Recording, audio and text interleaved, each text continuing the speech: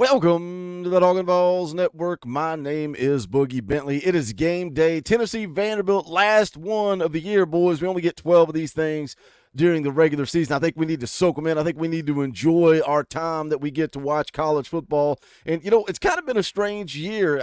We thought we were going to take a step back. Now we're just trying to limp our way to 8-4, go play a bowl game and looking ahead to 2024. But I think we need to enjoy the ride, even when things don't go our way. And, we thought we would take a step back this year. We were looking at possibly 9-3 is where I thought this football team would be. But the way it played out, the way the last 2 weeks particularly have played out, coming off back-to-back, just beatdowns, embarrassing losses almost. How does Tennessee respond? And that's an interesting topic going into this football game. Look, Vanderbilt is a really, really bad football team. They've lost 9 straight games. They're 0-7 in conference play, something I heard the VolQuest guys talking about. And then yesterday on the morning stream, Coach Rice kind of reiterated it. How does Vanderbilt get up for this game? Some people want to say, it's their Super Bowl. They're going to be ready to play. This is the one that counts. You're talking about a football team that's lost 9 straight games. They spent Thanksgiving week on campus by themselves while everybody else was at home with their family. Do you think this is a motivated, inspired Vanderbilt team? I don't see it. I think Tennessee is going to go take care of business. Look, it is senior day. And again, this year didn't play out the way some of us wanted it to play out. But the bottom line is you've got a lot of seniors, a lot of upperclassmen on this football team that they chose Tennessee, right? The mass exodus of players, guys that hit the transfer portal when Jeremy Pruitt was fired. These guys, these seniors have been through the fire, and these are guys that chose Tennessee. They chose to come to Tennessee. They chose to stay at Tennessee, and I think we need to kind of send them out on a high note.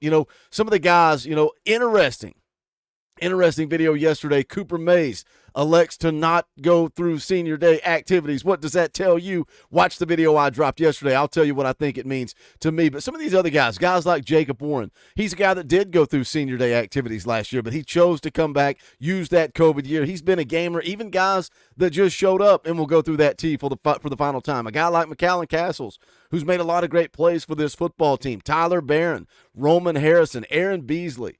Some seniors on this football team that deserve the respect, send them out on a high note. And then the guy that I think needs a standing ovation is Joe Milton.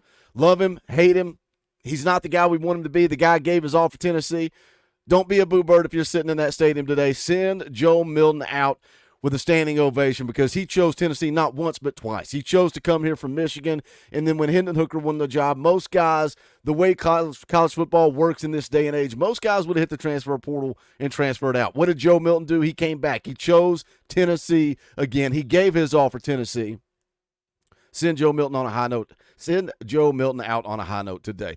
We're going to get into it. We're going to talk about this Vanderbilt game, but as always, do me a favor, smash the thumbs up just below the video. It is quick, free, and easy. It does help this channel. I would greatly appreciate it. Also, if you're new to the Talkin VAWLS Network, welcome. We're not experts. We're not insiders. We're not media. We don't talk at you here. We talk with you. This channel is for the fans, by the fans. If you like what we do, make sure you subscribe. Click that bell for notifications. You're not going to miss out when we go live or when we drop a video. Going to be live later today, an hour before kickoff, 2:30 p.m. Eastern time. Fan call-in tailgate show. That's where you guys get to come on, hang out an hour before kickoff. We'll take you all the way up to it at 3:30, and then we'll be live immediately after the game for the last post-game show of the regular season. Man, it goes by quick. Come join us tonight immediately after the game. Let's hang out. Let's talk about it. We'll talk about the game, kind of recap the season just a little bit, look ahead to the bowl game. We'll have a good time. Come join us tonight. Let's start by taking a listen to what Josh Heupel had to say about this football team heading into the Vanderbilt game. We got a good stable of backs. I do think they complement each other. At the end of the game, we typically try to go with a guy that's got a hot hand. Jalen's been fantastic all year long. He's created some huge plays for us, and we're going to need that in this football game as well. But you try to balance all of that. Got a good stable of backs, talking about Jalen Wright and how they try to go with the hot hand. Look, we've seen it at times work out. When you needed a couple of drives late against Kentucky, that rotation worked out. Playing a fresh Dylan Sampson worked out for you. I talked about the Georgia game. I don't want to get too much into it. I wish they would have fed Jalen Wright. You had some 3rd and shorts in that game where I really feel like early Jalen Wright could have got those first downs for you. That's frustrating. But Jalen Wright, that's what I want to see today. I want to see a healthy dose of running the football. Get back to who you are. Vanderbilt is horrible. Absolutely horrible against the run. They give up 176 yards per game on the ground. That's 107th in the country. On the flip side of that, running the football, they're terrible. They run the football for 96 yards a game. 96 yards per game. Tennessee pretty good stopping the run and obviously really good running the football. Still second in the SEC after terrible performances against Missouri and Georgia. They're still right up there at the top of the SEC in running the football. And I want to see a healthy dose of Jalen Wright. You know, I think the rotation is something that's benefited Tennessee. That's what Josh Heupel's talking about there. You know, being able to rotate Jabari Small, Dylan Sampson, and Jalen Wright. I think that kind of leads to Wright averaging 7.4 yards per carry. He's fresh. He's healthy. He gets a couple of series off, comes back in. Again, mentioning Dylan Sampson in the Kentucky game. He had the hot hand late. He had the fresh legs late. He was able to make plays in that football game that led to a win. But I want to see a healthy dose of Jalen Wright. He is 62 yards away from that 1,000-yard season and still averaging 7.4 yards per carry this late in the year. I want to see a whole lot of Jalen Wright running the football, 1,000-yard season. Let him get in the end zone a couple of times. Only has 4 touchdowns on the year, but I think this game, it starts with the running game. Josh Heupel's offense starts with the running game, and I think that's where you're going to dominate Vanderbilt. Look, you're favored by almost 4 touchdowns to go out and win this game. This game is not going to be close. I'm going to go ahead and call it. It's a glorified scrimmage. That's right. It's a glorified scrimmage. I think this team just needs to go out and have fun, man. Play loose.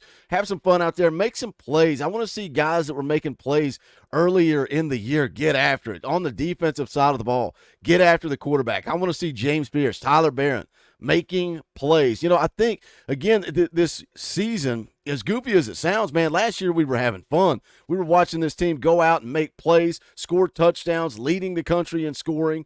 Yeah, they were bad on defense, particularly, you know, passing defense, but they were fun to watch. This team has kind of not had that identity. They've not been fun. It's not been explosive. The amount of explosive plays over 20 yards is ridiculous. I don't have the numbers in front of me, but it's not very good. I want to see them go out and just ball out, have some fun. Let's make this thing look like the Vanderbilt game last year. Let's make this thing look like the Orange Bowl game last year. Let Joe take some shots. Let's stop being so conservative. Stop being so hesitant to let Joe run the offense. On the flip side of that, the guy we've been waiting for all year long, the guy that's about to take over the reins. A lot of rumors out there that Nico Iamaleava is going to get a lot of run in this game. Do we finally see it happen? And look, I know it's senior day, and I said at the top of the video that I think we need to show Joe Milton some love when he runs through that tee for the last time. But it's also time for the future. I don't think there's anything wrong with letting your senior Joe Milton go out there and start this football game, run this football game, and then hand over the keys to Nico, and let's see what the future looks like. A lot of speculation. Will Joe Milton opt out and get ready for the draft and hand the keys over to Nico, getting ready for that bowl game? I think that would be huge as far as looking forward to the 2024 season. Give Nico that full look, what it looks like to prepare for the game, what it looks like to go out and start a football game. I think that would be huge, but I would like to see him get some series assigned to him, not just, okay, well, we're up 35. Because is that going to happen? How many times this year did we wait for that to happen against the teams like UTSA, against the teams like Austin Peay, against the teams like Connecticut? We finally got to see a little Nico against Connecticut, and all of a sudden the eyebrows are starting to raise. People are starting to get a little interested and say, "Oh, I get it. I get it now. I see what you guys are talking about with Nico." But I would like to see Joe come out, run the first 2 series, give Nico the 3rd and 4th series, then hand it back over to Joe. Let's rotate. Let's play 2 quarterbacks. Will it happen? I'll believe it when I see it. But I hope we see some Nico today because I think it is important to continue to get him ready for 2024, and that's what this entire year has felt like. This entire year feels like we're just on cruise control. We're limping our way through the 2023 season, trying to get to 2024 when the kid takes over. And I think the future is bright. Again, Cooper Mays not going through senior day activities. Why would you not do that? Why would you not do that if you're still making a decision? When asked a week or so ago, he kind of smiled a little bit. If he knew what he was going to do. I think Cooper Mays is coming back for 2024, and I think that is the anchor of this offense, and that excites me.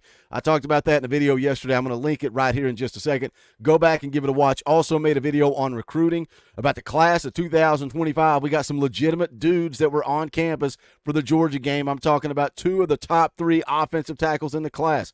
I'm talking about a 5-star quarterback, a 5-star wide receiver, 5-star defensive back. There is a ton of talent flooding into Knoxville right now. Can Josh Heupel close on 2024 and then pick up some momentum in 2025? Both of those videos are going to be linked here in just a second, so go back, check those out.